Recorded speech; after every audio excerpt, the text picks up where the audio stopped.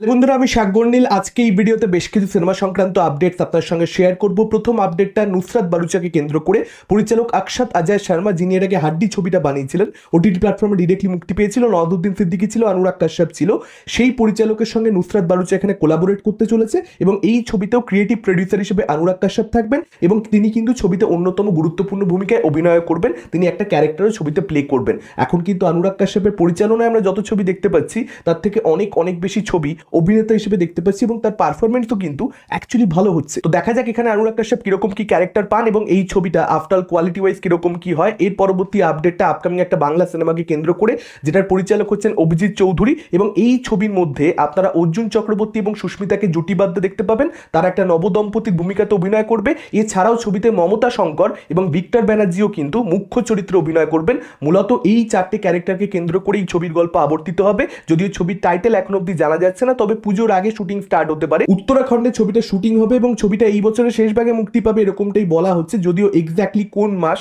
November না December বা Christmas weekend তারা কোনো কারণ টার্গেট করতে পারে কিনা সেটাকে নিয়ে কিন্তু এখন অব্দি কোনো রকম কোনো আপডেট নেই। দেখা যাক এই ছবিটার কোয়ালিটি কিরকম কি হয়। এর পরবর্তী আপডেটটা আমির খানকে কেন্দ্র করে, আপনারা সকলেই জানেন লাল সিং চাড্ডার পরবর্তীতে তারা আপকামিং রিলিজ হচ্ছে সিতারে জমিন পার, একটা লম্বা বিরতি এখানে আমির খান নিয়েছেন এবং সে কিন্তু তার পরের ছবিটাকে সিতারে জমিন পারকে 2025-এর ক্রিসমাস উইকেন্ডে আনবে, এটা কিন্তু সে পরিষ্কার জানিয়ে দিয়েছে। এখানে তারা সেরকমটাই প্ল্যান করে ছবিটাকে নিয়ে এগোচ্ছে। ছবিটা এবার হয়তো অনেক আগে থেকে তৈরি হয়ে পড়ে থাকবে কিন্তু তারা তবুও রিলিজ করবে না। আমির খানের প্রোডাকশনে আপনারা জানেন লাহোর 1947 সানি দেওয়ালের ছবি, সেই ছবিটা আগস্ট মাসে আসছে। তারা তার 4 মাস পরে ক্রিসমাস উইকেন্ডে এই ছবিটাকে সিতারে জমিন পারকে নিয়ে আসবে। এখানে ক্রিসমাসেই যে আমির খান আসতে চাইছে, অন্য কোনো সময় সে আসবে না, ক্রিসমাস তার জন্য লাকি, পরিষ্কার কিন্তু সেটা বুঝতে পারা যাচ্ছে। কারণ 2024-এর ক্রিসমাসে যে ছবিটাকে নিয়ে আসবার কথা ছিল, যেহেতু সেই ডেটটা এখানে ম্যাচ করা যায়নি, কোয়ালিটি ছবি বজায় রাখবার জন্য একটু লেট করতে বাধ্য হয়েছে মেকাররা, পোস্টপন করতে বাধ্য হয়েছে। সেটা 1 বছর পরে আসবে, বছরের অন্য কোনো সময় কিন্তু আমির খান টার্গেট করছে না। এর পরবর্তী আপডেটটা পরিচালক আতিউল ইসলামকে কেন্দ্র করে, তার আপকামিং বাংলা সিনেমা হচ্ছে বানসারা, যে ছবির মধ্যে বনি সেনগুপ্ত এবং অপরাজিতা আড্ড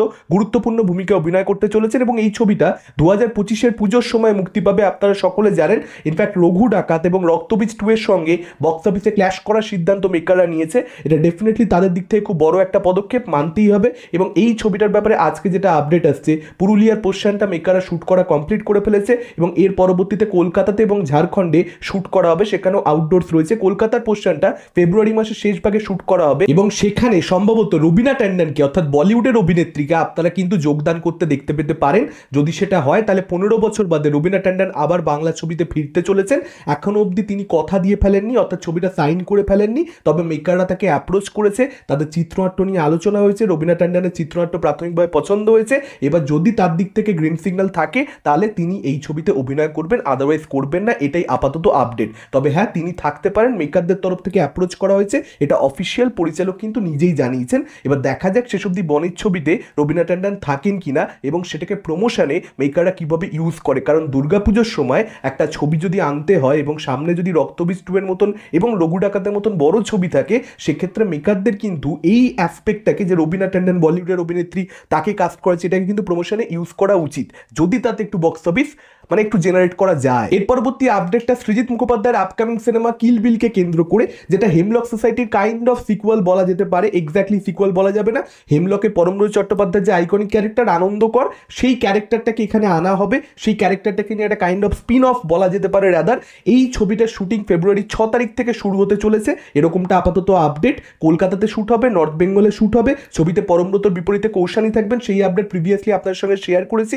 বাকি কাস্টিং সম্পর্কেও কিন্তু আপডেট পাওয়া যাচ্ছে, এরকমটা জানা যাচ্ছে যে সন্দীপ্তা সেনকেও অন্যতম গুরুত্বপূর্ণ ভূমিকাতে ছবিতে অভিনয় করতে দেখতে পাওয়া যেতে পারে। এছাড়া অনিন্দ্য চট্টোপাধ্যায় এবং বিশ্বনাথ বসু তারাও কিন্তু ছবিতে থাকতে পারে। আর সৃজিতদার এই ছবিটা অর্থাৎ কিল বিল, সেটা সম্ভবত এপ্রিল মাসে অথবা মে মাসে মুক্তি পেতে পারে, নববর্ষের সময় মুক্তি পেতে পারে অথবা গরমের ছুটিতে মুক্তি পেতে পারে। কোন সময় এক্স্যাক্টলি মুক্তি পাবে সেটার ব্যাপারে এখন অব্দি কোনো ক্লিয়ার আইডিয়া নেই।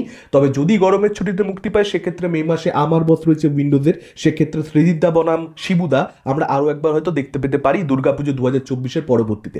যদি সেটা হয়ে যায় তাহলে ডেফিনেটলি মে মাসও যে ধামাকাদার হতে চলেছে এবং মে মাসেও যে বাংলা সিনেমার বক্স অফিসটা খুব ভালো কিছু হতে চলেছে, সেক্ষেত্রে আমাদেরকে দুর্গাপুজো অবধি ওয়েট করতে হবে না বড় কালেকশনের জন্য বাংলা সিনেমা, সেটা মোটামুটি নিশ্চিত হওয়া যাবে। তবে ক্ল্যাশ হয়ে গেলে একটা যে বক্স অফিসে খাওয়াখাই হবে সেটা তো একদম আপনারা নিশ্চিত থাকতে পারেন আলাদা আলাদা দিনে এলে। সেক্ষেত্রে কারণ শিবুদার একটা নিজস্ব অডিয়েন্স রয়েছে, সৃজিতদার একটা নিজস্ব অডিয়েন্স রয়েছে, আলাদা আলাদা দিনে এলে কিন্তু দুজনের ছবি ব্যবসা করবে। দেখা যাক এখানে তারা কি সিদ্ধান্ত নেয় শেষ অবধি, সৃজিতদা এবং তার টিম কি সিদ্ধান্ত নেয়, তারা কি শিবুদার সামনে ছবি আনে নাকি তারা অ্যাভয়েড করে ক্ল্যাশটাকে। এর পরবর্তী আপডেটটা রক্তবীজ 2-কে কেন্দ্র করে একটা নামী পত্রিকার তরফ থেকে এরকমটা জানানো হচ্ছে। অ্যাকচুয়ালি শিবপ্রসাদ মুখোপাধ্যায় তিনি নিজেই জানিয়েছেন সেই নামী পত্রিকা যোগাযোগ করলে যে এই ছবিটা রক্তবীজ 2 এটা কিন্তু বহুরূপীর থেকে অনেক বড় ক্যানভাসের ছবি হতে চলেছে।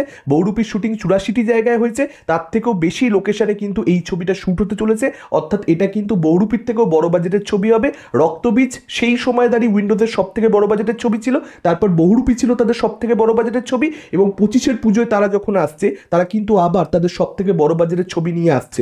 অর্থাৎ কালেকশন তারা যেরকম পাচ্ছে তারা কিন্তু বিনিয়োগও সেরকম করছে, এটা দেখে অবশ্যই ভালো লাগছে।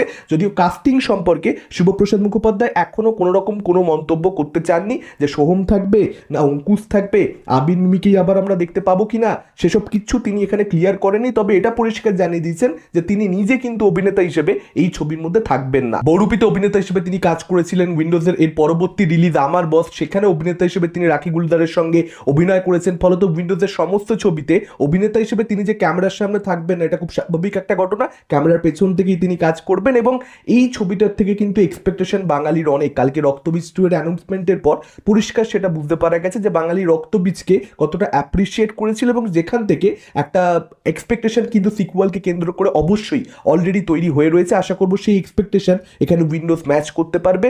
এর পরবর্তী আপডেটটা অজয় দেবগানকে কেন্দ্র করে। অজয় দেবগান পরিচালক জাগান শক্তির সঙ্গে একটা কাজ করবে যেটা একটা জঙ্গল অ্যাডভেঞ্চার ছবি হবে, যেটার টাইটেল এখন অব্দি ঠিক করা হয়নি। লাভ রঞ্জন এই ছবিটাকে প্রডিউস করবে, কো প্রডিউস করবে। এই সমস্ত আপডেট প্রিভিয়াসলি আপনার সঙ্গে শেয়ার করেছি। আজকে যেটা জানতে পারা যাচ্ছে যে স্ক্রিপ্টের ডিমান্ডের জন্য জাস্ট কাস্টিং করতে হবে, একটা বড় বাজেটের ছবির রিকভারি দরকার সেরকম নয়, একটা স্ক্রিপ্টের দরকার রয়েছে, যে কারণে এখানে সঞ্জয় দত্তকে তারা কাস্ট করছে অ্যাজ অ্যান্টাগনিস্ট ভিলেন হিসেবে। এখন সেই স্ক্রিপ্টের দরকারটা কতটা কি রয়েছে সেটা ছবিটা দেখলে আমরা বুঝতে পারবো। দেখা যাক এখানে সঞ্জয় দত্তকে কোনো এক্সট্রাঅর্ডিনারি লুক দেওয়া হয় কিনা এবং তার ক্যারেক্টারটা এখানে কীরকম কী থাকে। জাস্ট একটা ভিলেন, র্যান্ডাম ভিলেন, হিরোর কাছে আসে, মার খায়, মারপিট করে, বড় বড় ডায়লগবাজি করে, ব্যাস এইটুকুই, নাকি ক্যারেক্টারটার মধ্যে সত্যিকারের মেটেরিয়াল থাকে। সঞ্জয় দত্ত ভালো ক্যারেক্টার্স পাক, এটা আমি সবসময় চাই, তাহলে সে ফাটিয়ে দেবে। আপনারা অগ্নিপাতকে এক্সাম্পল হিসেবে দেখে নিন, ভিলেনের ক্যারেক্টার, কিন্তু যেহেতু ক্যারেক্টারটার মধ্যে পোটেনশিয়াল ছিল, কি করেছে ভদ্রলোক। ফলত অজয় দেবগন ভার্সেস সঞ্জু বাবা দেখতে কিন্তু অবশ্যই মজা আসবে যদি ছবিটা ভালো হয়। এটা ছিল আজকের ওভারঅল আপডেট। আপনাদের কি মতামত এই আপডেটগুলোকে কেন্দ্র করে? কোন আপডেট নিয়ে আপনারা সবচেয়ে বেশি এক্সাইটেড? ডেফিনেটলি আপনারা সেটা আমাদের কমেন্ট করে জানাতে পারেন। এই ভিডিওটা ভালো লাগলে লাইক করতে পারেন, শেয়ার করতে পারেন। আমাদের চ্যানেল নতুন হলে চ্যানেলটাকে অবশ্যই সাবস্ক্রাইব করতে পারেন। আজকের মতন টাটা, চোখ রাখুন পরবর্তী ভিডিও।